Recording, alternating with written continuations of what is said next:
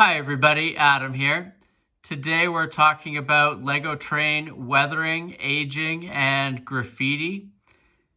I started thinking about this after reading this article in the latest issue of Railroad Model Craftsman. I always find that reading these model railroad magazines, it's a good way to think about different things that might be applicable in our Lego train layout and world. And this is a pretty interesting article. In the picture you can see here, this particular train car, it's got the Conrail lettering on it, but it's aging, wearing off. And you can actually see that underneath the Conrail paint scheme, there's text and painting for a Lehigh Valley Railroad car.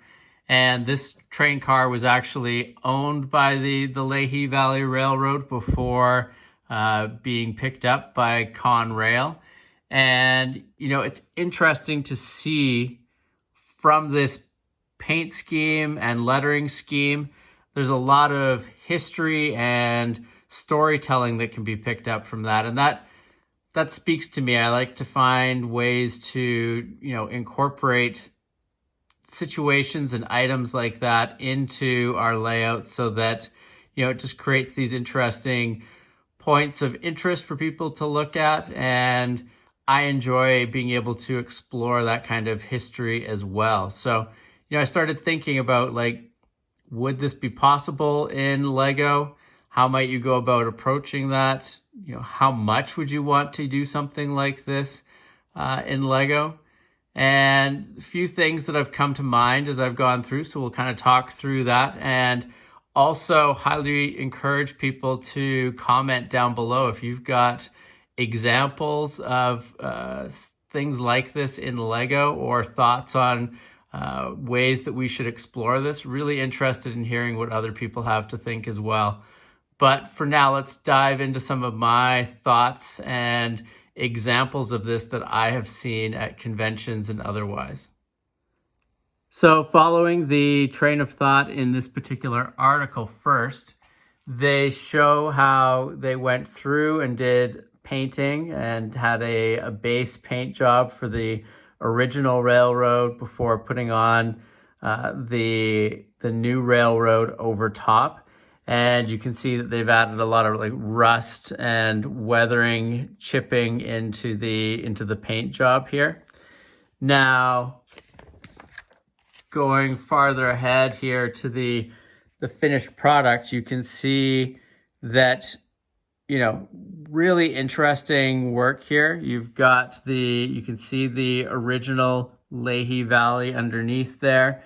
You've got the Conrail text, still fairly new, not as weathered as the original photo they showed, but some interesting things here. You can definitely see the weathering of the paint. You can see the original railroad owner of the car. So really interesting, but obviously this is using paint, and working in Lego is a totally different ball game. So one of the things that I thought about is I've got some really cool pieces from Eclipse Graphics that I purchased a while ago at conventions. And so you can see across these brick prints here some different ways to show graffiti in this case. So we've got the fig life here. You got the little writing bits for the different characters' names.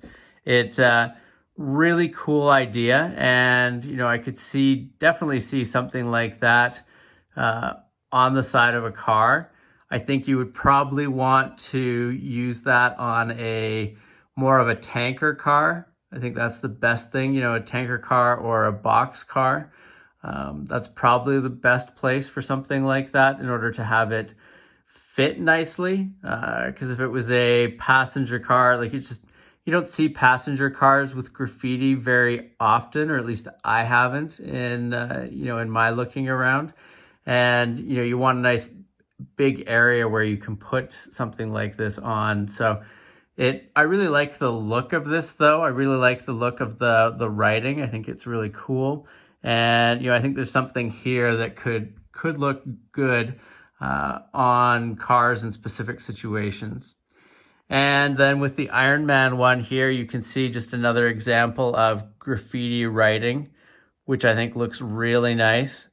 And it shows you that you could have graffiti that is larger like this, or could be more localized and take up a smaller footprint. And you could theoretically even consider, I guess, putting something like that onto a passenger car. It would be a little more localized and take up a smaller footprint, which could work for a passenger car. And the link one doesn't necessarily have any writing associated with it, but it gives you an idea that you could theoretically have images tagged on for the graffiti rather than just writing. So I think some interesting options here, and it shows you in a brick format how some of this might work from a spacing standpoint. Now, obviously, Eclipse Graphics does these as special one-offs. I think what you would want for this, rather than printed bricks, would be more of a decal format.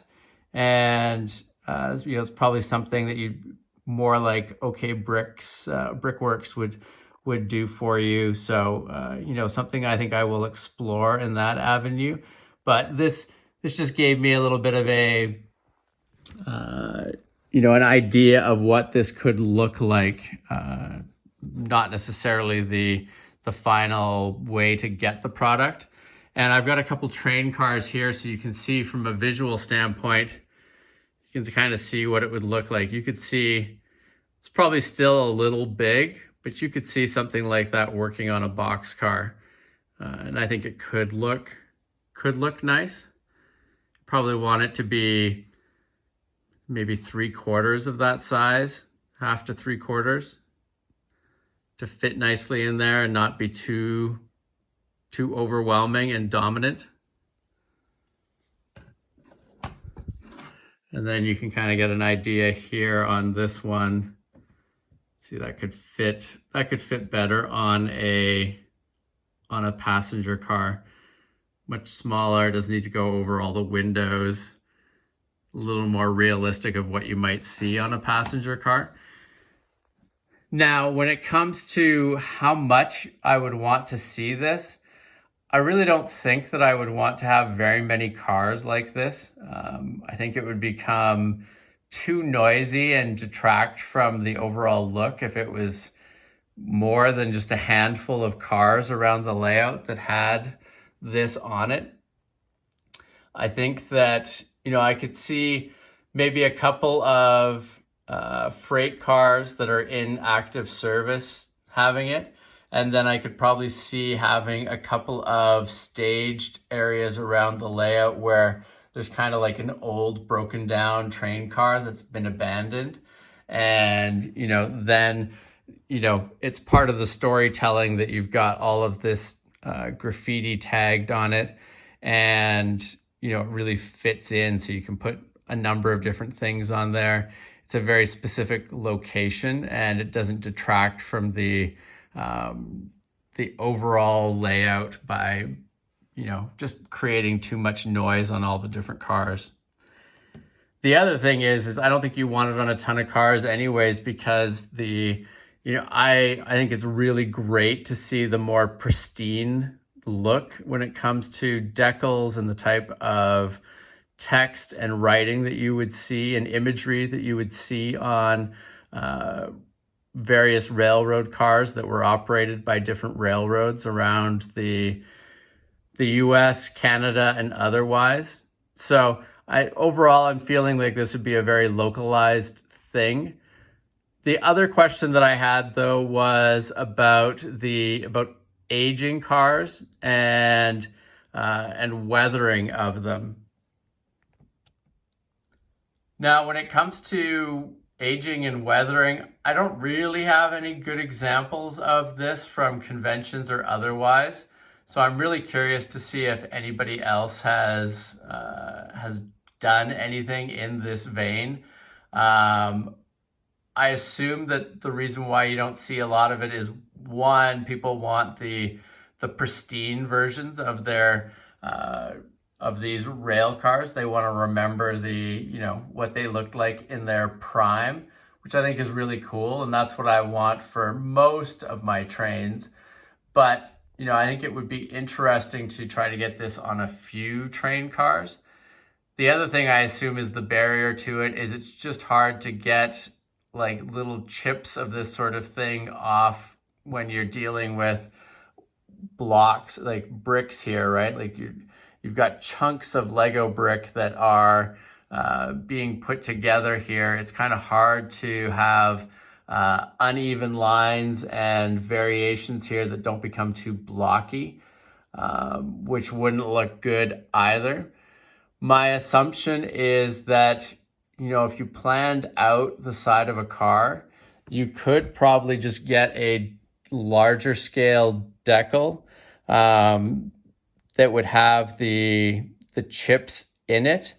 And you'd have to try to match up the coloring of the side of your train car with the decal color so that it looked fairly seamless, or I guess you could just cover the whole thing in a very large scale decal. I just don't know how that would look. But maybe just some very small localized chunks of paint chipped away would be the best way to go there. So I'm just not really sure how to make that work. I think with bricks, it would just look too blocky. And, I have a hard time, unless you went and you just changed the entire color of the car, maybe you went with a lighter brown brick color to use for the bulk of the car. And then maybe you had some of the darker browns, let's say, mixed in around it. It could work, but to me, it feels like it would be, it just feels like it would be too blocky and that it wouldn't really give the effect that you were trying to achieve. So maybe some very localized decals are what you want to try to achieve that. And, or you could even try, I guess, the more like a full sleeve decal that would go right across the whole thing. But so that one I'm a little iffier on. I just think that like some rusting on the wheels or on the side of the car could look cool in a few cases. But again, I wouldn't want this on very many because I think it becomes noisy if it's everywhere. I think generally speaking, you want your cars well maintained. But I think having, a few of these on different sidings around the layout, especially if you had multiples of a particular box car, having one out of the bunch that's a little more, one or two out of the bunch that's a little more aged, would add some nice visual difference and add some storytelling to the layout, where it's like things just look like, it's like, hey, these aren't all new and pristine. Some of these have seen some, been around for a while and seen some stuff on the railroad that, has, aged them, which I think could be cool. Maybe not. But anyway, these are things that I'm thinking about, and I'd like to explore more.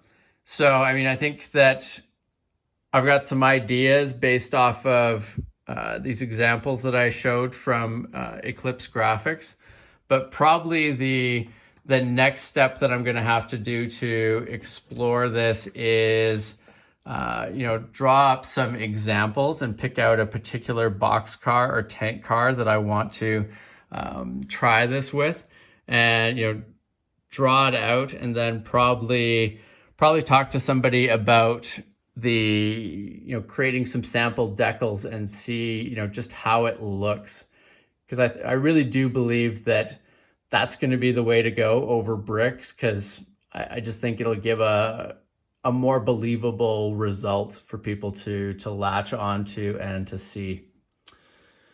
So That concludes our look at this subject for now. Definitely more I want to explore here. And if you have any thoughts or ideas on this, or if you can point me towards any examples that people are doing currently, I would really appreciate it. And if there's any other subjects like this that you are thinking about that you think would be valuable for me to explore with my layout here, please let me know. Always interested in experimenting and trying out some different things as we build up our train collection and our layout here. Thank you very much for watching. If you have not subscribed to the channel, please do. And as I mentioned, highly recommend checking out these model railroad magazines. Always lots of great pictures, layouts, discussions, and topics in them that, a lot of great applicable items to Lego railroading. So highly recommend reading these as well. So if you haven't subscribed, please do, and we will see you all again soon. Thank you very much. Bye. Whoops, one more thing that I forgot to mention. I've got a couple of pictures here that you'll see in a moment of what I believe are graffiti decals on the side of train cars that I saw at Brick World Chicago 2019. So make sure to check those out. Very cool. And then the last picture in the video is of a brick-built Lego sign in a graffiti text, and not necessarily something that's directly applicable to what we're talking about here, but an interesting take. And you never know which of these things will stir an idea. So I think worth looking at as well. So check those out, and thank you very much for watching.